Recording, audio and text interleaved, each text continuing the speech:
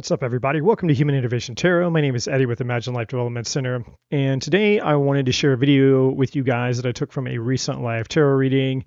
And in this video, I'm talking about what happens when we overthink ourselves to death, or the overthinking death trap. This is pretty common in my experience. I think, we live in a society now where most people have some form of overthinking, ADD, ADHD.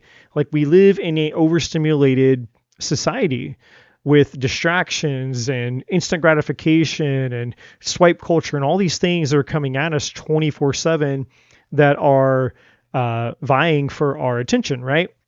Competing for our attention. And so we create these mental habits that can be very destructive, because if we're not careful and we allow our mind to rule us and control us, then it's very difficult to break those patterns. And so this video talks a lot about understanding the need to learn how to quiet and control the mind, which, if it was so easy to do, everybody would be doing it, right? So I'm not saying that it's easy, but I'm just simply saying that, it's something that we could all be aware of to give us peace in our life, right? So if you have sensitive ears, I do get a little bit passionate in my tarot readings, so just be aware of that, and I hope that you guys enjoy the video. And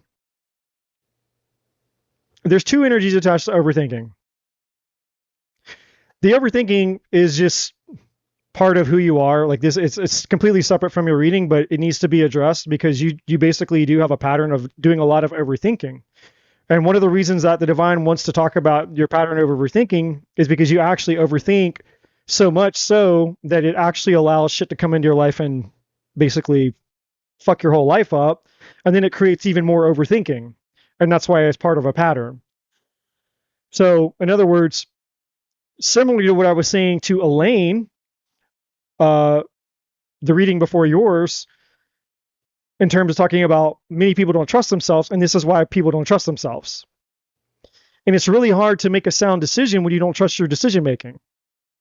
It's really hard to trust and know what your intuition's saying when you don't trust your intuition.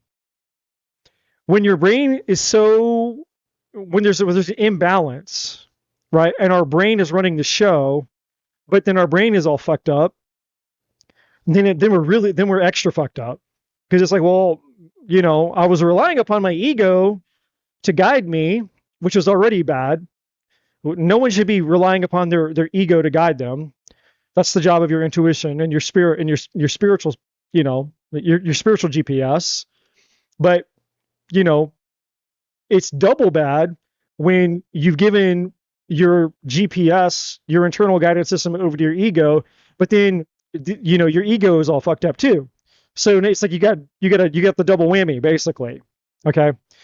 So, and that's kind of why I was laughing a little bit earlier. It's just, I'm sort of kind of making light of something that's serious. I want to make sure that I communicate clear that it's actually a serious thing. It's not really funny, but there's a funny element to it. Like, sometimes we have to find the humor in life, right? Comedy, because but essentially that's what's going on here.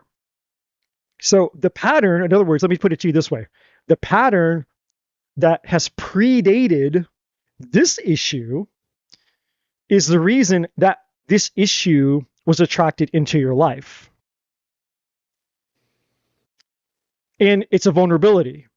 In other words, if we don't fix the pattern, then regardless of whoever this person is, it'll be the next person. It'll be the next person. It'll be the next person. It'll be the next person.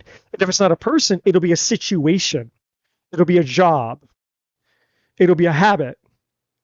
It'll be something in your life that keeps showing up again and again and again and again as a reflection of, hey, there's a problem, there's a pattern, and we need to sort this out. Which is the overthinking. You're going to overthink yourself right into the grave. And if you allow this to keep going, then I wouldn't be surprised if you don't start having health problems. I wouldn't be surprised if you actually have an autoimmune issue or some other type of disorder, or if you're even maybe taking medication. You know, oh, you're ADD, you're autistic, you're this, you're that, you're neurodivergent, you're all these things. Here's medication, anxiety pills, blah, blah, blah. And they start diagnosing you with all the shit. It's no, you know, it's not that you're those things. It's that you have an imbalance. That's all that it is. It's an extreme. There's something that you are that if you were energetically imbalanced within that quality, that part of yourself would work and function exactly the way it's intended to. But, you know, forget the fucking matrix to teach you this or tell you this, or for you to actually have a proper diagnosis, because it's all based on bullshit. It's not based on truth. Certainly not based on spiritual truth. Because when you incarnate into this body, the creator didn't make a fucking mistake. It's just, we don't know any different because nobody teaches us anything different. And so we rely upon other people's expert knowledge and expertise to tell us who we are, why we are, and all about our problems.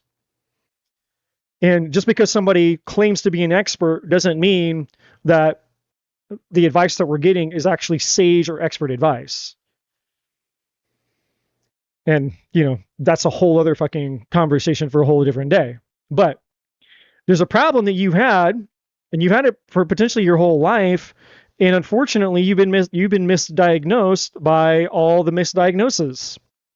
So I'm going to talk about it for a second. I wasn't initially going to talk about it, but I'm going to talk about it for a second. Because if you don't understand this, then I can talk about the rest of this, and you may get it, you may not get it, you may do something about it, you may not do something about it, but the problem will persist regardless of this one issue, because this one issue is just a symptom of a greater problem. So let's actually talk about the problem and not the symptom.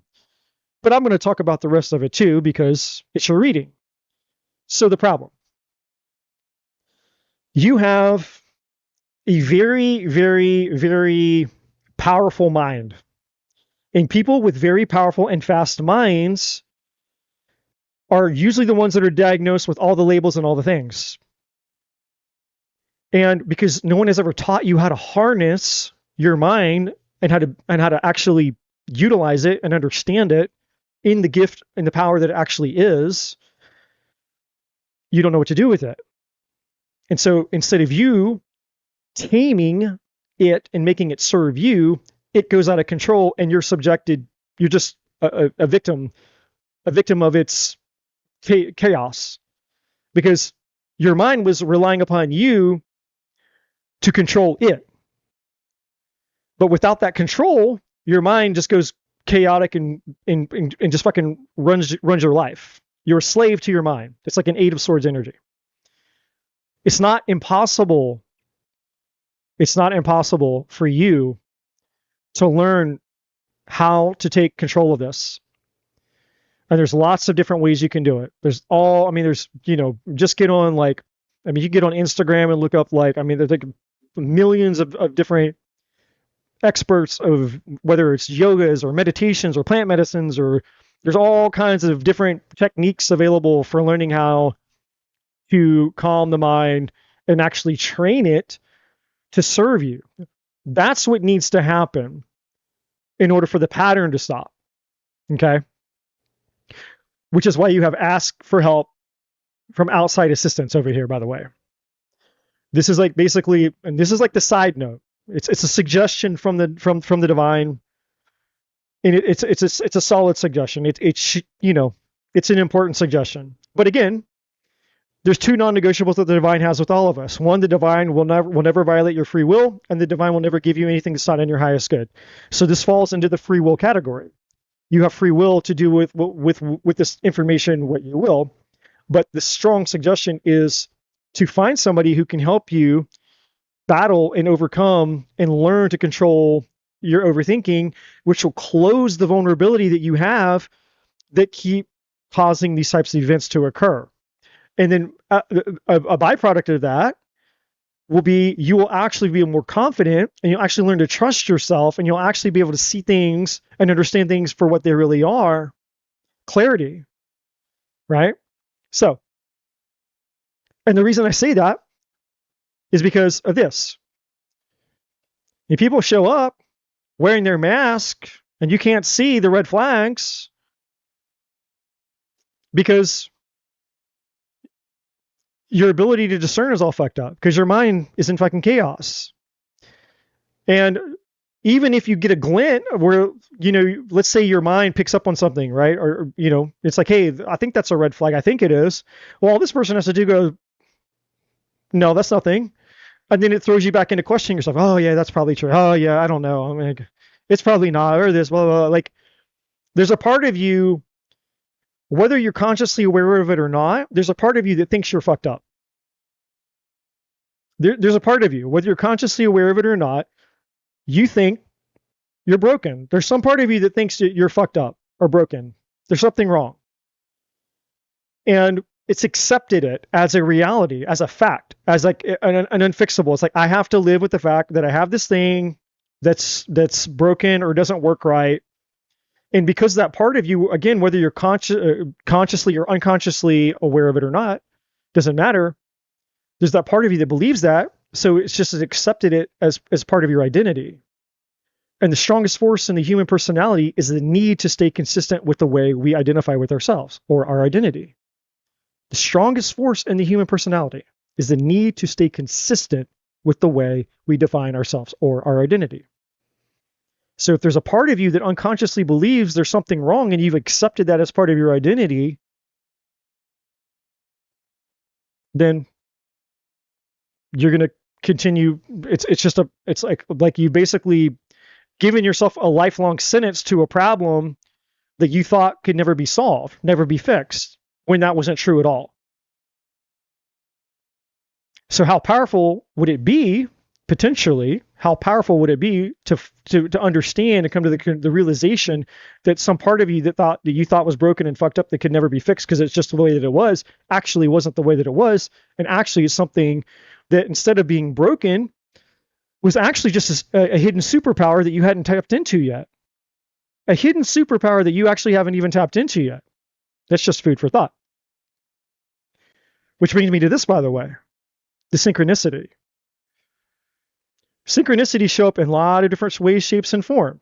If there's any validity to anything that's coming out of my mouth, you'll know it because not your ego, not the brain that overthinks things, but your spirit, your soul will confirm it. If there's any validity to anything that's coming out of my mouth, if the divine is actually speaking through me and it's not just Eddie making shit up, some part of you, something inside of you, no matter how teeny or small it is, you'll feel it, you'll sense it, you'll know it. Some part of you will rise up in agreement because the divine the divine isn't speaking to me to speak to you. The divine is speaking to itself within you. The divine is speaking to the divine. That's how this works. So if the divine is speaking to the divine, then the divine inside of you is going to acknowledge the voice of itself, going, hey, that's me speaking to me. You'll feel that. That will be the confirmation, by the way. And you can also use that to discern the difference between what is your spirit and what's the chaos in your mind. So how's that for the divine killing two birds with one stone? That's how you know the difference. You know the difference between mental chaos and spiritual confirmation. Spiritual confirmation versus mental chaos. Okay, so hey guys, thank you so much for checking out this video. If you haven't already, please like, share, subscribe to the channel. All the other information is in the description box below. And as always, my friends, I'm not a bloody psychic.